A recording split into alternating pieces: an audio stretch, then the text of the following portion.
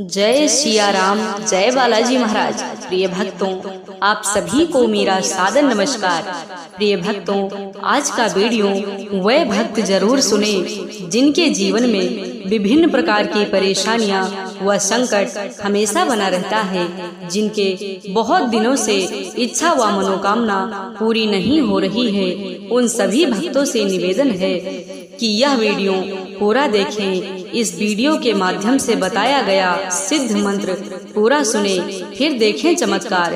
प्रभु श्री हनुमान जी महाराज की कृपा से आपके जीवन की बड़ी से बड़ी इच्छा व मनोकामना जो भी होगी वो शीघ्र ही पूरी हो जाएगी। साथ ही जीवन की बड़ी से बड़ी विघ्न बाधा व परेशानियां हमेशा के लिए समाप्त हो जाएंगी। प्रिय भक्तों, आपको बता दें, प्रभु श्री हनुमान जी महाराज का यह सिद्ध व चमत्कारी मंत्र इतना प्रभावशाली है कि इधर आप सुनेंगे उधर आपकी कोई ना कोई इच्छा जरूर पूरी हो जाएगी। अगर आप सच्चे मन से, पूरे विश्वास व लगन से किसी भी एक मंत्र अथवा चौपाई का निरंतर जप करेंगे या फिर सच्चे मन से पूरा सुन भी लेंगे तो यकीन मानिए प्रभु श्री हनुमान जी महाराज स्वयं आपके जीवन की समस्त प्रकार की विघ्न बाधा व संकट दूर करेंगे।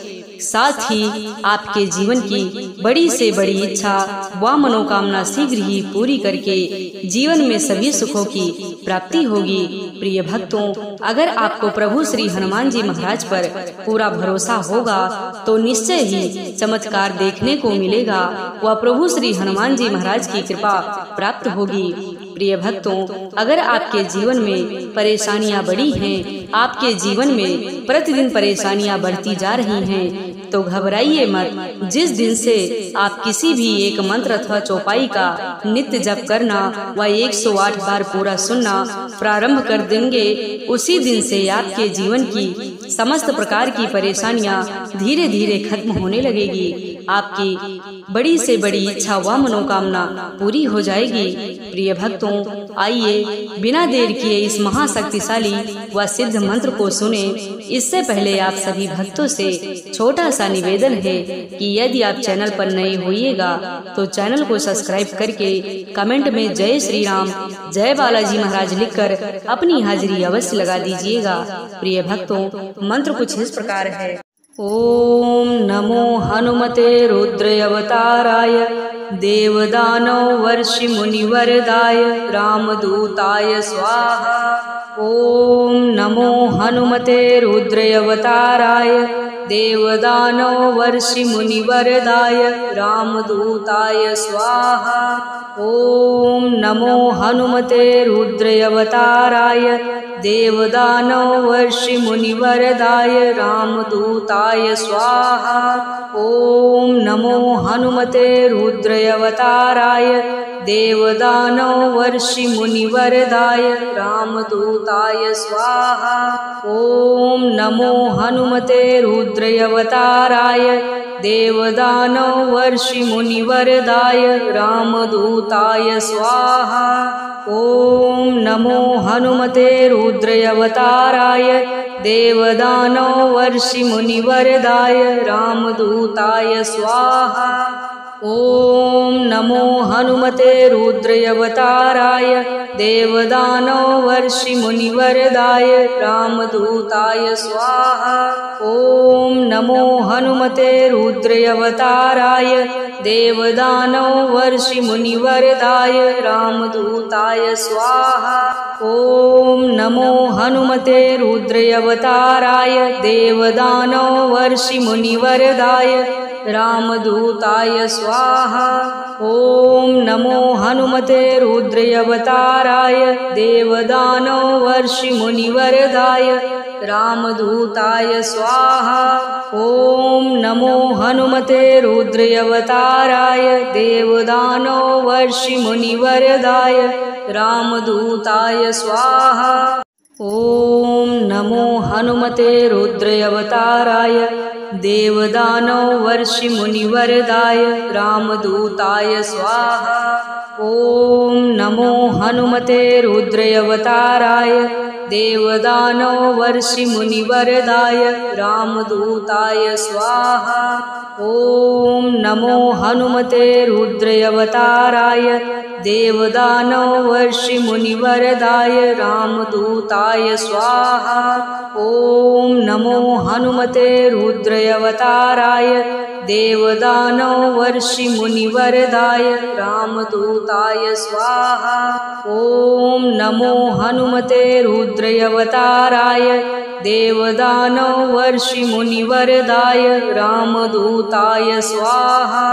ॐ नमो हनुमते रुद्रावताराय देवदानवर्षिमुनिवरदाय रामदूताय स्वाहा। ॐ नमो हनुमते रुद्रावताराय देवदानवर्षिमुनिवरदाय रामदूताय स्वाहा। ॐ नमो हनुमते रुद्रावताराय देवदानवर्षिमुनिवरदाय रामदूताय स्वाहा। ॐ नमो हनुमते रुद्रावताराय देवदानवर्षिमुनिवरदाय रामदूताय स्वाहा। ॐ नमो हनुमते रुद्रावताराय देवदानवर्षिमुनिवरदाय रामदूताय स्वाहा। ॐ नमो हनुमते रुद्रावताराय देवदानवर्षिमुनिवरदाय रामदूताय स्वाहा। ॐ नमो हनुमते रुद्रावताराय देवदानवर्षिमुनिवरदाय रामदूताय स्वाहा। ॐ नमो हनुमते रुद्रावताराय देवदानवर्षिमुनिवरदाय रामदूताय स्वाहा। ॐ नमो हनुमते रुद्रावताराय देवदानवर्षिमुनिवरदाय रामदूताय स्वाहा। ॐ नमो हनुमते रुद्रावताराय देवदानवर्षिमुनिवरदाय रामदूताय स्वाहा। ॐ नमो हनुमते रुद्रावताराय देवदानवर्षिमुनिवरदाय रामदूताय स्वाहा। ॐ नमो हनुमते रुद्रावताराय देवदानवर्षिमुनिवरदाय रामदूताय स्वाहा। ॐ नमो हनुमते रुद्रावताराय देवदानवर्षिमुनिवरदाय रामदूताय स्वाहा। ॐ नमो हनुमते रुद्रावताराय देवदानवर्षिमुनिवरदाय रामदूताय स्वाहा। ॐ नमो हनुमते रुद्रावताराय देवदानवर्षिमुनिवरदाय रामदूताय स्वाहा। ॐ नमो हनुमते रुद्रावताराय देवदानवर्षिमुनिवरदाय रामदूताय स्वाहा। ॐ नमो हनुमते रुद्रावताराय देवदानवर्षिमुनिवरदाय रामदूताय स्वाहा। ॐ नमो हनुमते रुद्रावताराय देवदानवर्षिमुनिवरदाय रामदूताय स्वाहा। ॐ नमो हनुमते रुद्रावताराय देवदानवर्षिमुनिवरदाय रामदूताय स्वाहा।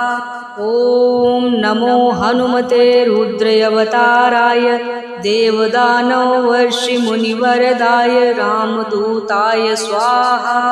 ॐ नमो हनुमते रुद्रावताराय देवदानवर्षिमुनिवरदाय रामदूताय स्वाहा। ॐ नमो हनुमते रुद्रावताराय देवदानवर्षिमुनिवरदाय रामदूताय स्वाहा। ॐ नमो हनुमते रुद्रावताराय देवदानवर्षिमुनिवरदाय रामदूताय स्वाहा। ॐ नमो हनुमते रुद्रावताराय देवदानवर्षिमुनिवरदाय रामदूताय स्वाहा। ॐ नमो हनुमते रुद्रावताराय देवदानवर्षिमुनिवरदाय रामदूताय स्वाहा।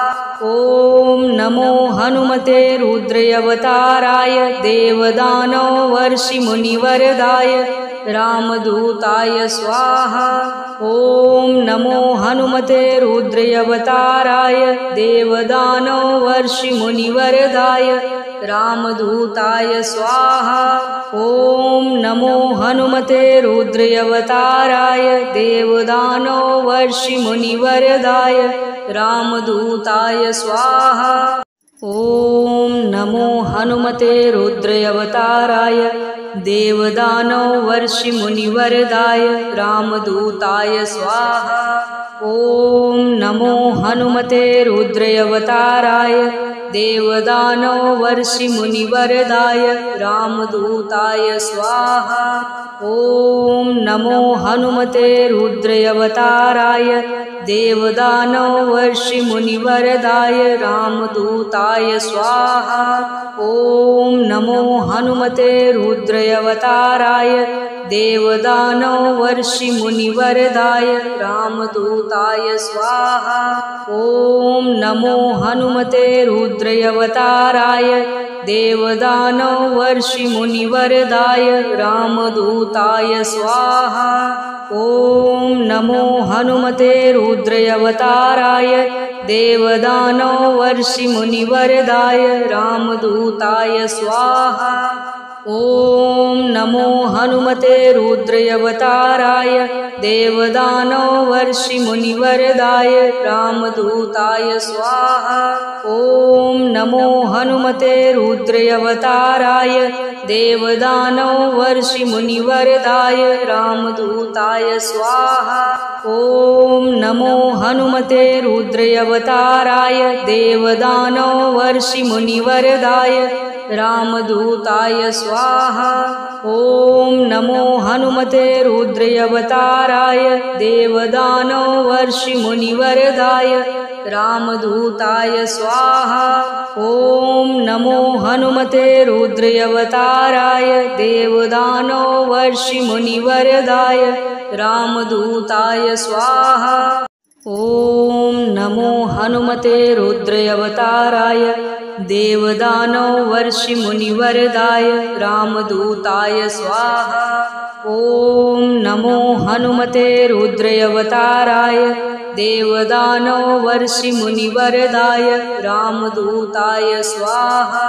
ॐ नमो हनुमते रुद्रावताराय देवदानवर्षिमुनिवरदाय रामदूताय स्वाहा। ॐ नमो हनुमते रुद्रावताराय देवदानवर्षिमुनिवरदाय रामदूताय स्वाहा। ॐ नमो हनुमते रुद्रावताराय देवदानवर्षिमुनिवरदाय रामदूताय स्वाहा।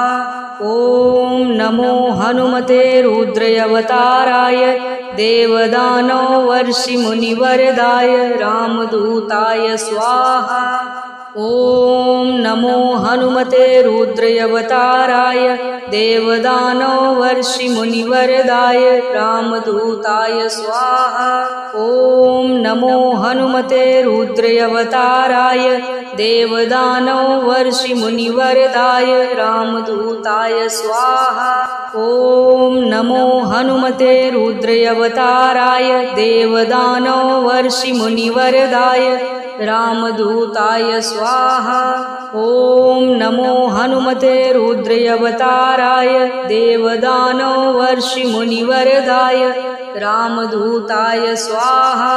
ॐ नमो हनुमते रुद्रावताराय देवदानवर्षिमुनिवरदाय रामदूताय स्वाहा। ॐ नमो हनुमते रुद्रावताराय देवदानवर्षिमुनिवरदाय रामदूताय स्वाहा। ॐ नमो हनुमते रुद्रावताराय देवदानवर्षिमुनिवरदाय रामदूताय स्वाहा। ॐ नमो हनुमते रुद्रावताराय देवदानवर्षिमुनिवरदाय रामदूताय स्वाहा। ॐ नमो हनुमते रुद्रावताराय देवदानवर्षिमुनिवरदाय रामदूताय स्वाहा। ॐ नमो हनुमते रुद्रावताराय देवदानवर्षिमुनिवरदाय रामदूताय स्वाहा। ॐ नमो हनुमते रुद्रावताराय देवदानवर्षिमुनिवरदाय रामदूताय स्वाहा। ॐ नमो हनुमते रुद्रावताराय देवदानवर्षिमुनिवरदाय रामदूताय स्वाहा। ॐ नमो हनुमते रुद्रावताराय देवदानवर्षिमुनिवरदाय रामदूताय स्वाहा। ॐ नमो हनुमते रुद्रावताराय देवदानवर्षिमुनिवरदाय रामदूताय स्वाहा। ॐ नमो हनुमते रुद्रावताराय देवदानवर्षिमुनिवरदाय रामदूताय स्वाहा। ॐ नमो हनुमते रुद्रावताराय देवदानवर्षिमुनिवरदाय रामदूताय स्वाहा। ॐ नमो हनुमते रुद्रावताराय देवदानवर्षिमुनिवरदाय रामदूताय स्वाहा। ॐ नमो हनुमते रुद्रावताराय देवदानवर्षिमुनिवरदाय रामदूताय स्वाहा। ॐ नमो हनुमते रुद्रावताराय देवदानवर्षिमुनिवरदाय रामदूताय स्वाहा। ॐ नमो हनुमते रुद्रावताराय देवदानवर्षिमुनिवरदाय रामदूताय स्वाहा। ॐ नमो हनुमते रुद्रावताराय देवदानवर्षिमुनिवरदाय रामदूताय स्वाहा।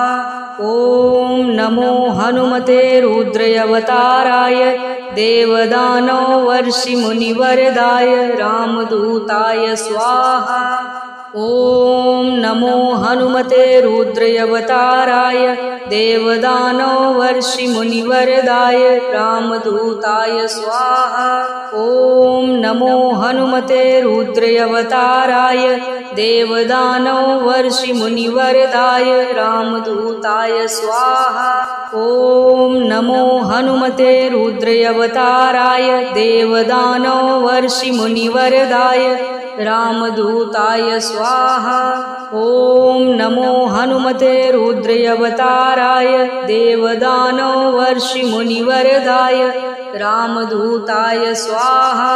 ॐ नमो हनुमते रुद्रावताराय देवदानवर्षिमुनिवरदाय रामदूताय स्वाहा। ॐ नमो हनुमते रुद्रावताराय देवदानवर्षिमुनिवरदाय रामदूताय स्वाहा। ॐ नमो हनुमते रुद्रावताराय देवदानवर्षिमुनिवरदाय रामदूताय स्वाहा।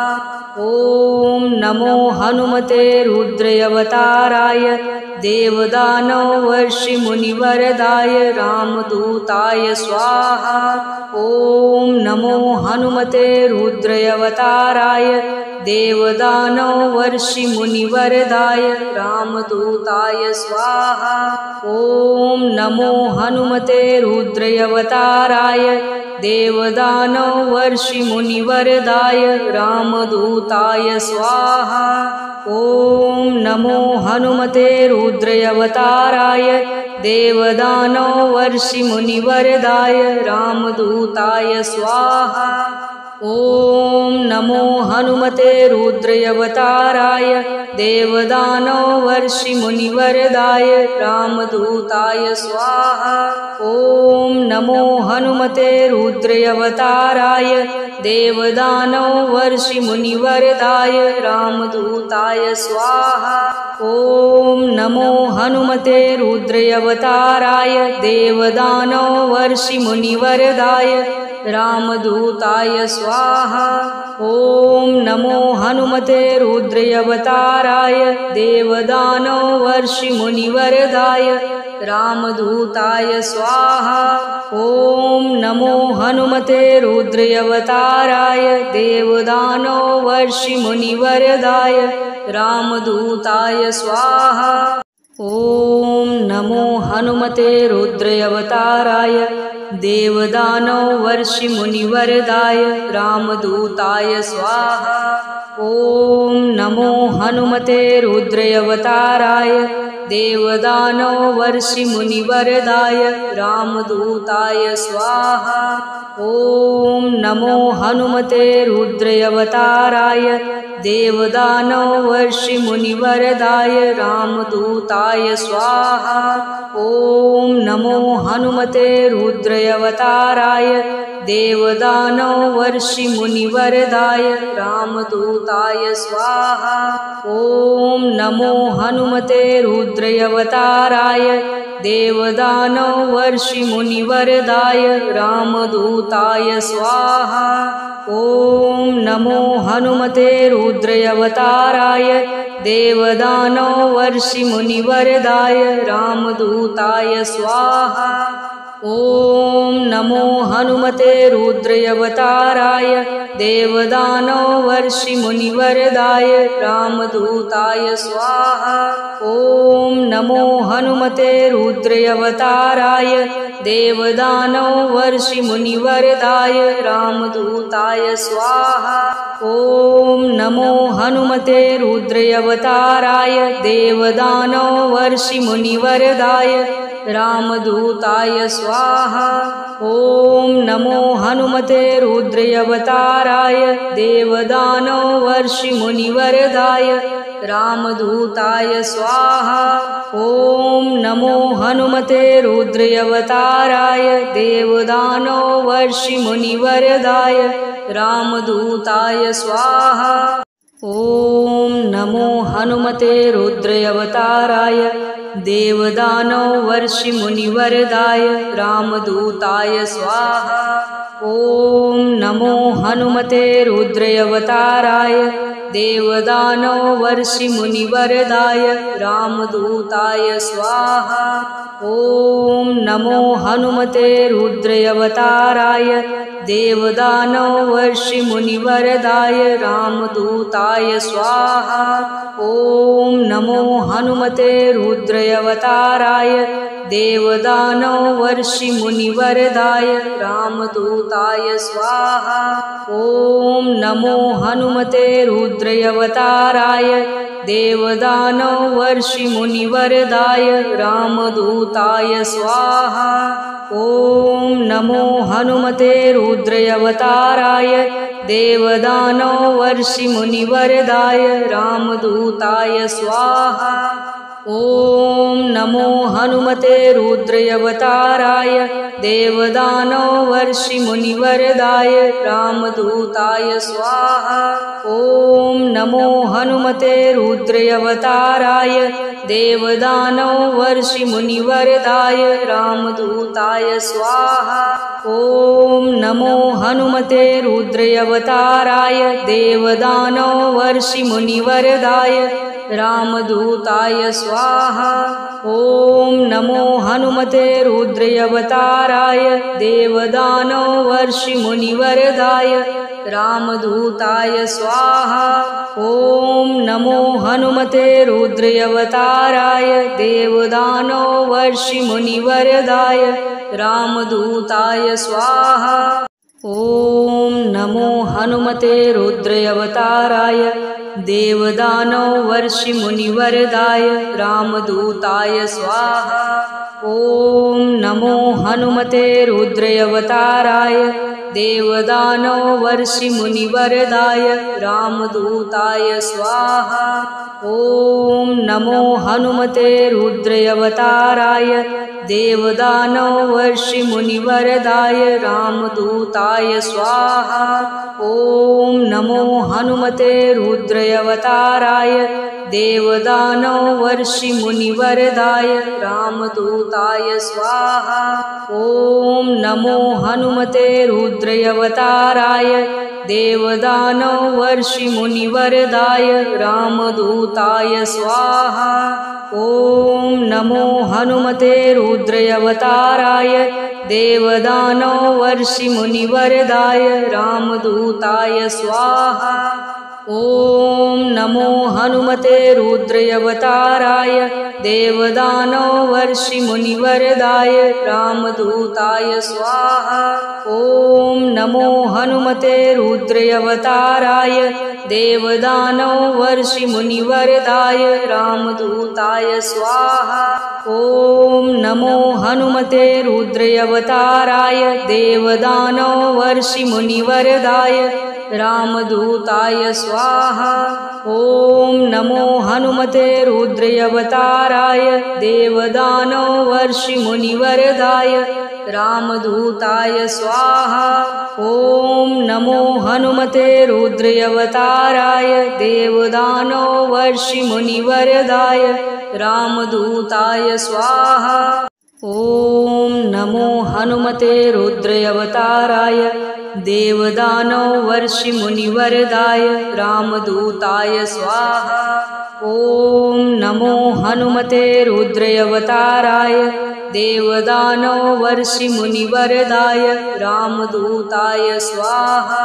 ॐ नमो हनुमते रुद्रयवताराय देवदानवर्षिमुनिवरदाय रामदूताय स्वाहा।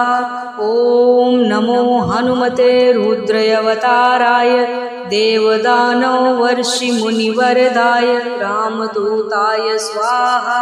ॐ नमो हनुमते रुद्रयवताराय देवदानवर्षिमुनिवरदाय रामदूताय स्वाहा।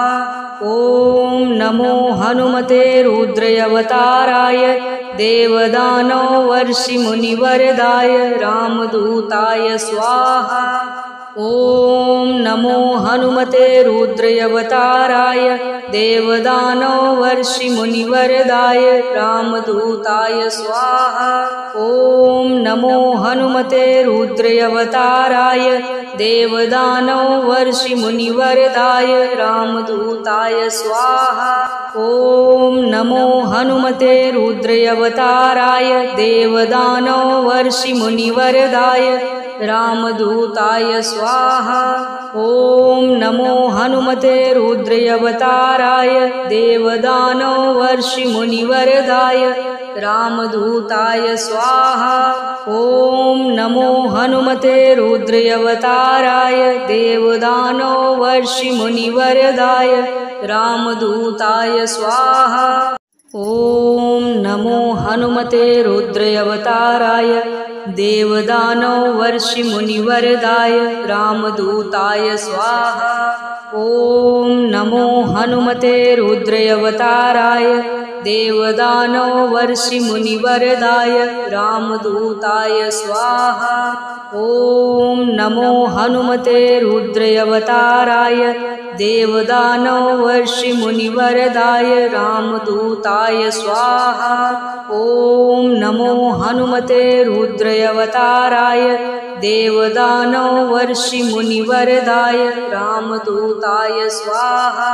ॐ नमो हनुमते रुद्रयवताराय देवदानवर्षिमुनिवरदाय रामदूताय स्वाहा। ॐ नमो हनुमते रुद्रयवताराय देवदानवर्षिमुनिवरदाय रामदूताय स्वाहा। ॐ नमो हनुमते रुद्रयवताराय देवदानवर्षिमुनिवरदाय रामदूताय स्वाहा। ॐ नमो हनुमते रुद्रयवताराय देवदानवर्षिमुनिवरदाय रामदूताय स्वाहा। ॐ नमो हनुमते रुद्रयवताराय देवदानवर्षिमुनिवरदाय रामदूताय स्वाहा।